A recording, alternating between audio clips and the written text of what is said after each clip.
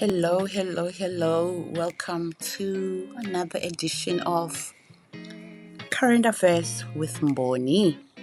This new week of March, guys, a lot is going on, but I woke up to journalists this week, Griselda Lewis being the name of the journalist, reporting about the fact that the Hawks are confirming the opening of 4 dockets of high treason following accusations of the spread of misleading information in the United States.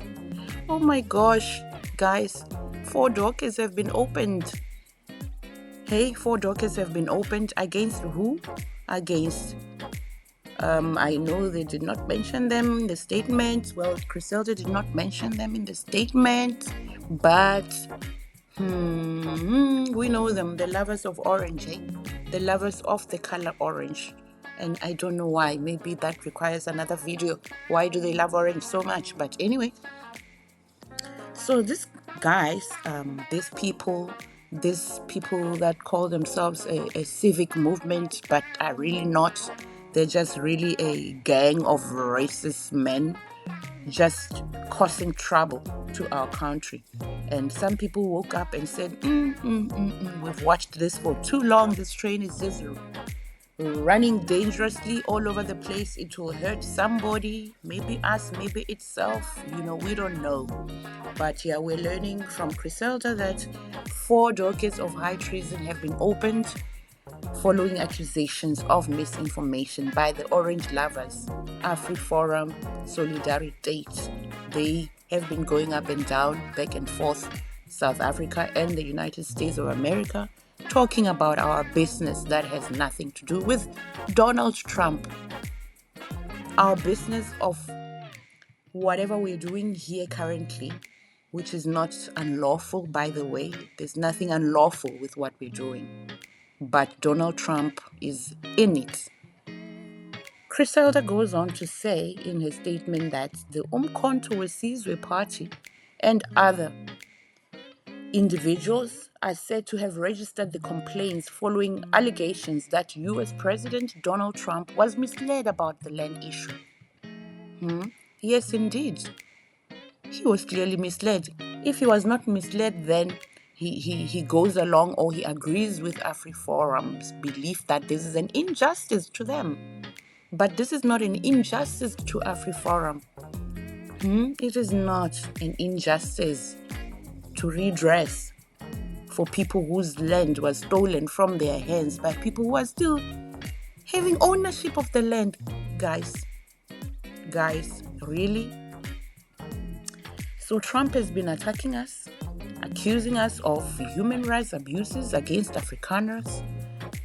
He's been accusing us, and we all know that there is no such thing as the kinds of human rights abuses that are being mentioned here. There's no genocide on Afrikaners here.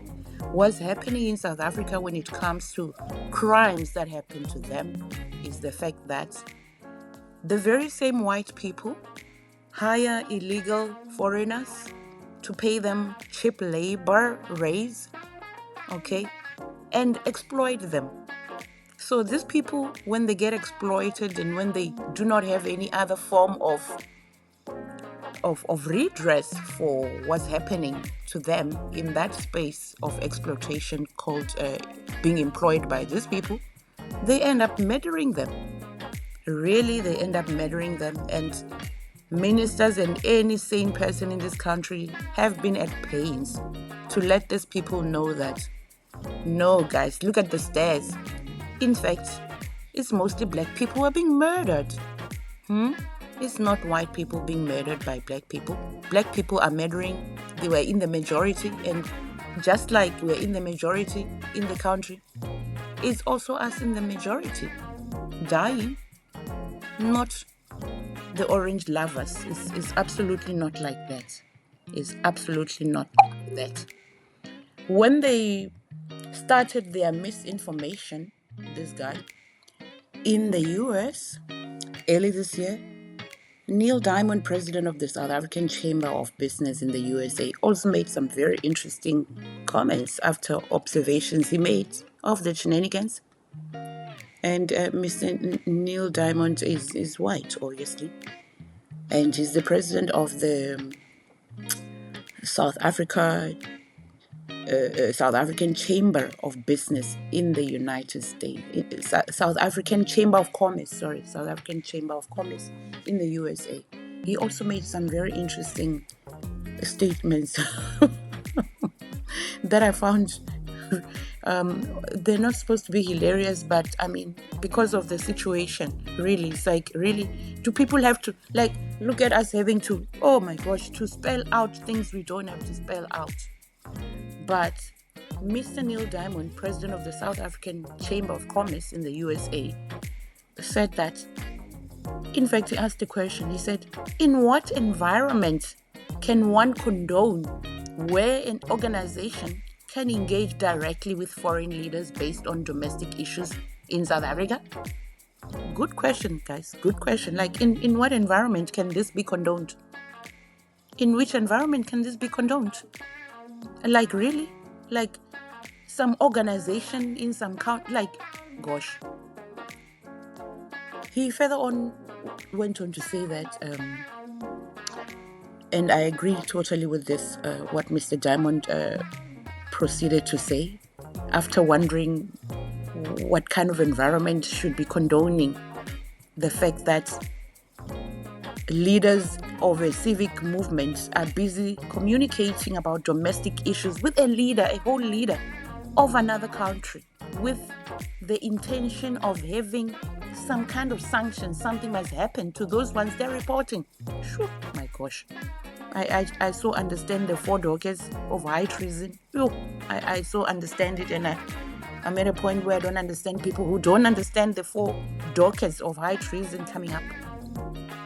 I really don't understand. But Mr. Diamond advised Afriforum to cease and desist engaging with the White House, because what they were doing is the role of the diplomatic channels between the two countries. They have got no business in this space, none whatsoever, none. But here they are.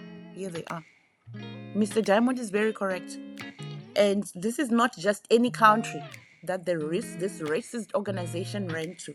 This is a whole USA, a whole USA, guys, a whole USA, one under a very conservative and racist Donald Trump. They know very well what they're doing. But unfortunately, and this requires another video, it's not really panning out how they dreamt of, I think. I don't think it's going as they thought. I don't think so. But one thing I'm sure about right now is that a certain Gerinel is probably busy somewhere on the drawing board as we speak, trying to figure out what their next step should be now that the 4 dockets of high treason have been opened.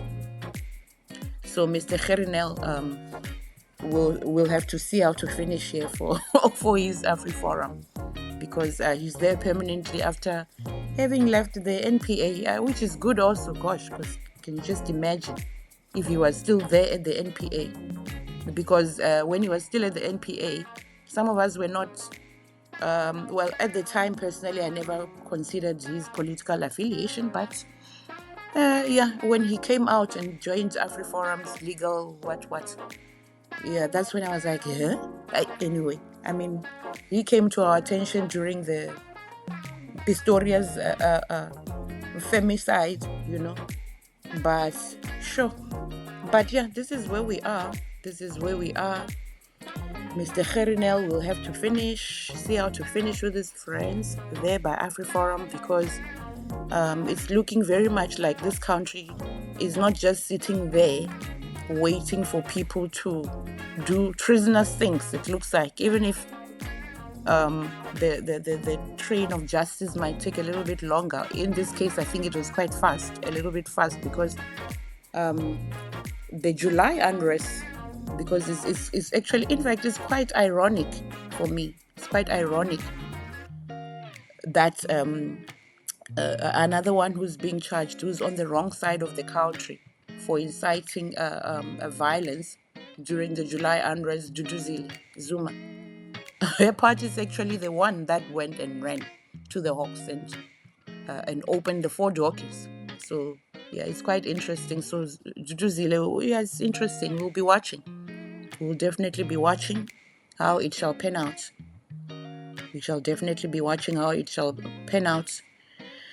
But the other thing that I just want to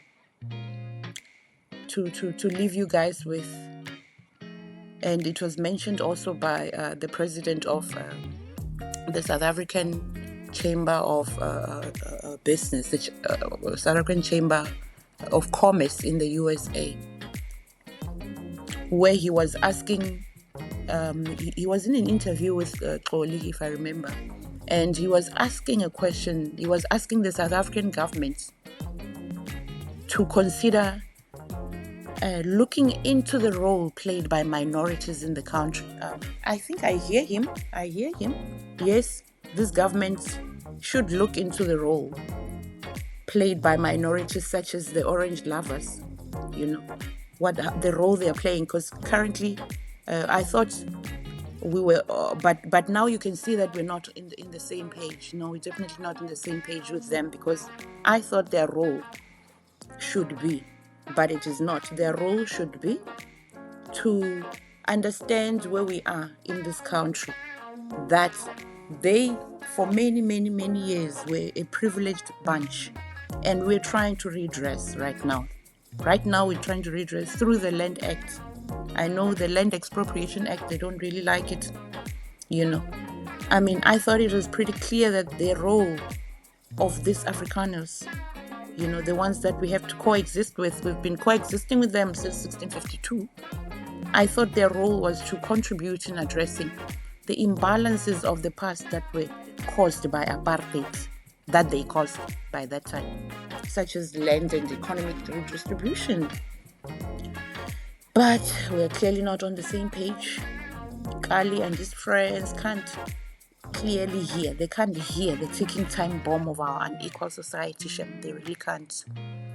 But anyway, until next time, guys, that's it for me. Please, please, please don't leave without being kind enough to give me a like and subscribe. It's free, guys. It's free. So please, please, please just do the honest. Until next time, bye-bye.